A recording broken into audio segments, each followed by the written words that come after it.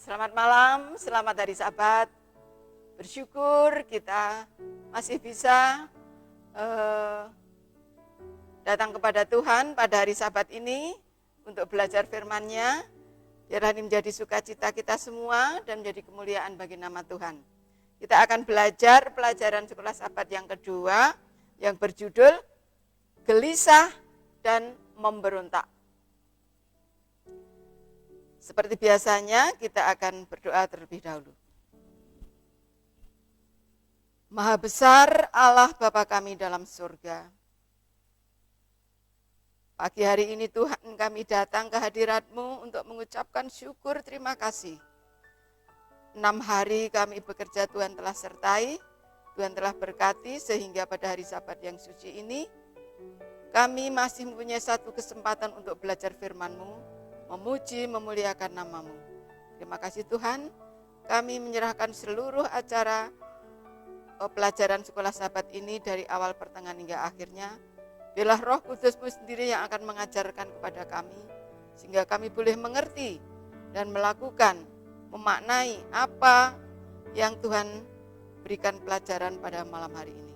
Terima kasih Tuhan, ampuni semua dosa, kekurangan, kelemahan kami. Karena semua ini kami mohon di dalam nama Yesus, Tuhan dan Juru Selamat kami. Amin. Seperti biasanya kita akan mengulang sedikit pelajaran-pelajaran pada hari-hari yang lalu. Di antaranya, jika ada hal-hal yang meresahkan atau bencana-bencana alam, binatang-binatang pada gelisah. Ada yang lari ke sana kemari, meraung-raung dan lain sebagainya. Artinya, hewan punya insting atau naluri jika akan menghadapi bahaya. Demikianlah manusia tidak luput dari gelisah jika dihadapkan dengan berbagai masalah yang terjadi. Entah itu kecelakaan, bencana alam, mereka manusia akan mengeluh, susah, bingung, tidak tahu apa yang harus diperbuat, sehingga tidak mempercayai pemimpin mereka. Ini yang dilakukan bangsa Israel pada zaman dahulu. Mereka tidak ingat pimpinan Tuhan yang telah mereka saksikan sendiri. Dan hal gelisah itu dengan secepatnya menular. Seperti halnya penyakit sampar, menular. Sifat iri, mengeluh, dan gelisah juga menular. Miriam iri dengan kepemimpinan Musa hingga menghasut Harun. Sampai akhirnya Tuhan turun tangan dengan menghukum Miriam dengan kusta. Pelajaran yang kita dapat, jangan suka mengeluh dan mengkritik kepada seseorang pemimpin yang telah ditentukan Tuhan. Akibat yang lain, kegelisahan menyebabkan pemberontakan. Kita bisa ingat dalam kisah para pengintai kota Kanaan. 10 orang yang takut dan gelisah, bahkan sampai akan membunuh Kaleb dan Yosua, jika Tuhan tidak segera mengambil bagian. Batu yang mereka pegang akan dilontarkan kepada 2 orang itu pada berjatuhan dan dari tangan mereka. Dan akhirnya mereka membungkuk dan penuh ketakutan. Suasana menjadi hening dan artinya mereka melawan Allah. Suasana terakhir Musa sebagai pemimpin mereka. Dia menjadi pengantara memohonkan ampun bagi umatnya yang bersalah. Dan Tuhan demi menghargai Musa, Tuhan mengampuni mereka walaupun ada tebusannya yang luar biasa. Yaitu mereka harus tetap tinggal di padang gurun sampai akhirnya mereka mati semua, tidak bisa masuk ke dalam tanah perjanjian. Hanya keturunan mereka yang diizinkan masuk ke dalam tanah perjanjian, juga Kaleb dan Yosua. Bahkan Musa pun tidak diizinkan masuk kota perjanjian karena perbuatan Musa akibat dari kemurtatan umat Israel pada saat itu. Luar biasa. Kasihan sekali Musa kalau kita pikirkan. Dia sudah menjadi berjuang memimpin bangsanya untuk masuk ke tanah perjanjian, namun Tuhan tidak mengizinkan. Demikian juga umat Tuhan pada saat ini. Banyak yang hanya mempunyai praduga, gantinya mempunyai iman.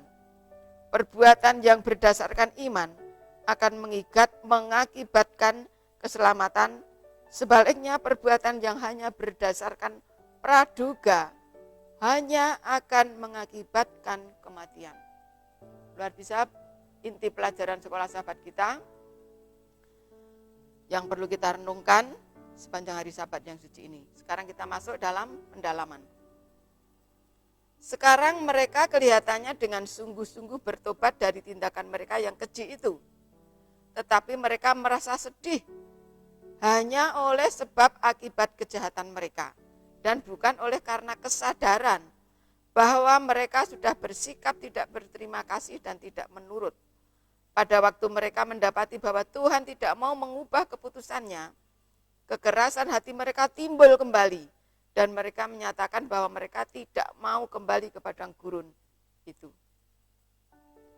Dalam memerintahkan mereka supaya undur dari musuh mereka, Allah sedang menguji apa yang kelihatannya seperti penurutan. Dan ternyata itu pun tidak benar. Dua hal. Yang satu penurutan kepada hukuman Tuhan, yaitu umat Allah harus tetap berada di padang gurun. Dan yang kedua ialah pada waktu Allah memerintahkan tidak menyerang salah satu kota, melainkan mereka nekat menyerang, akhirnya pun mendapatkan kekalahan. Mereka mengetahui bahwa mereka telah berbuat dosa dengan membiarkan perasaan marah mengendalikan mereka dan juga dalam usaha mereka untuk membunuh kedua pengintai yang mendesak mereka untuk menurut Allah. Tetapi mereka menjadi gentar pada waktu mendapati bahwa mereka telah berbuat kesalahan yang besar yang akibatnya ternyata sangat dahsyat terhadap diri mereka. Hati mereka tak terubahkan. Dan mereka hanya mencari-cari dalih untuk mengadakan satu pemberontakan yang sama. Hal ini terjadi pada waktu Musa oleh wewenang Allah memerintahkan mereka untuk kembali ke padang belantara. Kita lanjutkan di dalam Desire of Age halaman 126. Akan tetapi iman itu berkali-kali tidak ada hubungannya dengan praduga. Hanya orang yang mempunyai iman yang sejati sajalah yang selamat dari praduga. Sebab praduga itulah pemalsuan setan akan iman. Iman menuntut janji-janji Allah serta mengeluarkan buah-buah dalam penurutan. Praduga juga menuntut janji-janji itu tetapi menggunakannya sebagaimana setan menggunakannya, yaitu untuk menjadi dalih pelanggaran. Tuhan seharusnya menuntun nenek moyang kita. Yang pertama itu mempercayai Allah dan menurut segala perintahnya. Praduga menuntun mereka itu kepada pelanggaran hukumnya karena beranggapan bahwa kasih-Nya yang besar itu akan menyelamatkan mereka dari akibat dosa mereka. Bukanlah iman yang menuntut perkenaan surga tanpa memenuhi syarat-syarat yang olehnya kemurahan harus dikaruniakan. Iman sejati beralaskan janji-janji serta syarat-syarat yang terdapat di dalam Alkitab. Inilah satu pendalaman di dalam pelajaran sekolah sahabat kita, di mana yang ditekankan adalah iman. Dan juga ada satu penekanan yang lebih boleh kita rasakan, yaitu penekanan tentang bagaimana Musa mengantarai umat Tuhan, sehingga Tuhan pun demi Musa mengampuni bangsa Israel sesuai dengan permohonan Musa. Tetapi hukuman tetap ada. Kendati pemberontakan Israel yang gelisah, Musa tidak meninggalkan mereka. Dia menengahi demi kepentingan mereka sampai dia mendapatkan jaminan bahwa Allah akan menyayangi umatnya. Yesus, pemimpin kita, keluar dari perbudakan Mesir. Memimpin kita keluar dari perbudakan Mesir di dunia ini melalui belantara ke padang perjanjian. Dia tidak akan pernah meninggalkan kita. Dia tidak akan mengabaikan kita karena kita telah mengecewakannya. Hari ini dia sedang mengantari Anda. Anda akan ada dalam pikirannya. Anda ada dalam hatinya. Jika kita mengizinkannya, pengantara besar kita akan membawa kita pulang untuk hidup selama-lamanya bersama dengan Dia. Inilah satu renungan yang patut kita renungkan sepanjang kehidupan kita. Terlebih pada hari Sabat ini, biarlah kita boleh mengerti kasih Tuhan yang luar biasa. Sehingga pada saat sekarang ini pun, di mana pandemi sedang berjalan dengan luar biasanya, Tuhan tidak akan tinggalkan kita. Itulah menjadi iman kepercayaan kita, supaya kita tetap teguh, kita tidak takut, kita mempunyai satu semangat untuk bersama-sama dengan Tuhan, memohon kepada Tuhan, perlindungan dan penyertaan Tuhan, karena kita menganggap kita menjadikan Tuhan sebagai perisai kita harus tetap mempunyai iman kepada Tuhan. Kita tidak perlu mempunyai praduga-praduga yang tidak benar kepada sesama kita, kepada pimpinan kita, kepada dunia ini, tetapi biarlah iman kita menyelamatkan kita. Kiranya Tuhan memberkati kita semua. Amin.